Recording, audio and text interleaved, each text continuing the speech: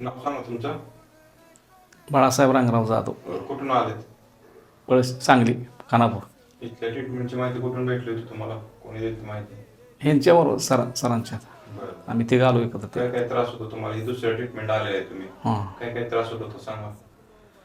ती मला हे गुडघ्याचा प्रॉब्लेम, हे बसायला कमरेत आणि कमरे आणि ही बाजू. कसं आहे दुखायचं ट्रीटमेंट नंतर? दुसऱ्या ट्रीटमेंट नंतर बरं आहे.